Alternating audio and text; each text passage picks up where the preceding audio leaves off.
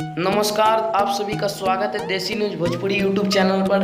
आज आप सभी को बात करेंगे भोजपुरी के power star superstar Pawan Singh का बारे में। आप सभी को बता दें ER 75 यानी ER 75 का ऑडियो बहुत जल्द रिलीज होने जा रहा है ग्लोबल म्यूजिक भोजपुरी से।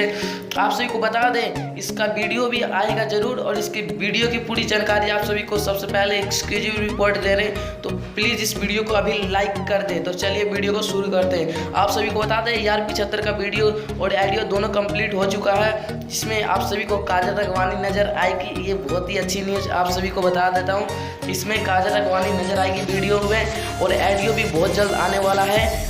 कम से कम 3 से 4 दिन में ये गाना रिलीज कर दिया जाएगा।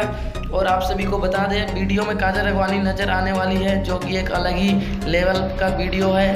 और आप सभी को बता दें इसका गाना भी बहुत ही धांसू गाना है, ग्लोबल म्यूजिक भोजपुरी यूट्यूब से चैनल से रिलीज कर दिया जाएगा 2 से 3 दिन में। और आप सभी को बता दें भोजपुरी पावर स्टार पवन सिंह का देशभक्ति गाना भी आने वाला है, जिसकी जानकारी आप सभी को अपने देसी न्यूज भोजपुरी चैनल पर बहुत जल्द मिल जाएगी शाम तक। तो आप लोग अभी देसी न्यूज भोजपुरी यूट्यूब को चैनल को सब्सक्राइब करें और घंटे के आइकॉन को दबाएं, ताकि भोजपुरी की अपडेट आप तक सबसे पहले पहुंच सके।